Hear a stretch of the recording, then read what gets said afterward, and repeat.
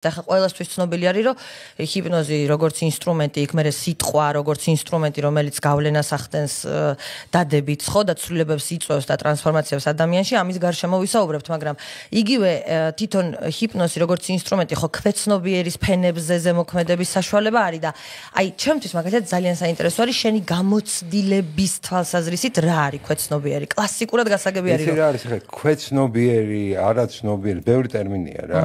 ესეთ კლასიკური გაგებით ეს არის რაღაცა ის გამოცდილება ჩემში თუ მეხსიერება ჩემში, რომელიც ჩემი ცნობიერების მიღბარ რჩება. პირობითად რომელზედაც მე პირადად მაქვს, არა მაქვს წარმოდგენა, ანუ ვერ ვიხსენებ.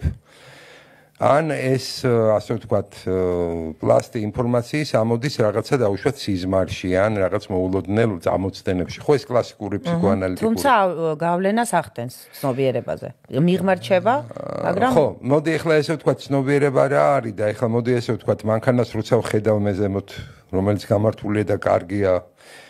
ხო, იქ მოტორს ვერ ვხედავ შიგნით, მაგრამ დანარჩენს ყველაფერს მოტორი ამუშავებს, ხო? პირობითად ჩვენი ცნობიერება არ არის ესეთი ავტონომიურად არსებული, მის ქვემოთ არის ბევრი მექანიზმები, ხო?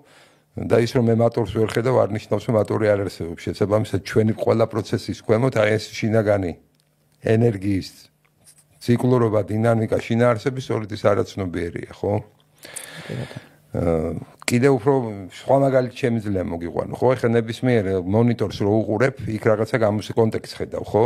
ეს კონტექსტი შეიძლება იყოს შინაარსი, ანუ ტექსტური, შეიძლება იყოს აუდიალური ვიზია, რომელსაც შინაარსს ხედავ, მაგრამ მის უკან მიდის ელექტრონული დიდი პროცესი რა. რომლის შესახებ იმ მომენტში შენ როგორც მომხმარებელ შეიძლება არანაირი წარმოდგენა, თუმცა აი ამ კონტექსტს ქმნის აი ეს პროცესი, სწორედ რომელიც შეიძლება ესეც განვიხილოთ, ხო, რა არის ცნობიერი და რა არის არაცნობიერი დაუშვათ. ამიტომ ახლა ცალსახად იქ რომ რაღაცა საზღვარი არსებობდეს, რო აი აქ ცნობიერი მთავრდება და იქ არაცნობიერი იწყება, ეგეთ რაღაც არ არსებობს ბუნებაში, იმიტომ რომ ძალიან ყველა ჩვენთაგანს, თქვენც, მეც ხო და ის ვინც გვიყურებს, აი ეს არაცნობიერიდან გამოსრულთან შეხება ქონია, ხო? თუნდაც აფექტურ მდგომარეობაში ან სიზმარში დაუშვათ, ან წამოწდენებში, ხო?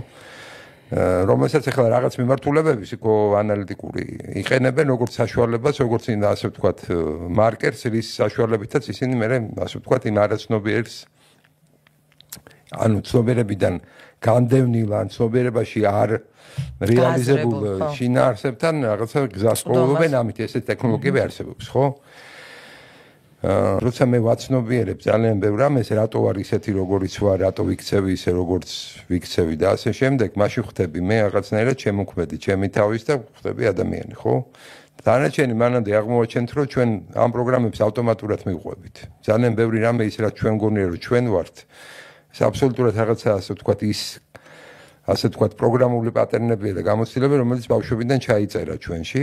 ან ნუ ვიღაცებს ჯერათ რომ რაღაცა წინაპირობაც არის, სადაც ვაგანაც წერია, ხო, კიდე რაღაცა. ბავშვობაზე უფრო შორს, ხო? და მე ამის რეალიზაციაში ვართ და გგონია რომ ჩვენ ნება თავისუფალია.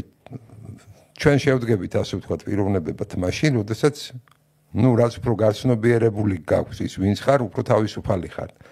და ბოლოს აი იქ მიდიხარ აი ნების თავისუფლებაზე რა, როცა რაღაცას აკეთებ არა იმიტომ რომ ეს თავში მოგივიდა და არ იფიქრე დაუშვათ ამის უკან რა იდგა, არამედ ეს არის შენი გაცნობიერებული, გააზრებული ნებისმიერი გადაწყვეტილება, ხო? მაშინ უკვე შენი არჩევანი ხდება ეს ცხოვრება და შენ არ ახარ ცხოვრების არჩევანი.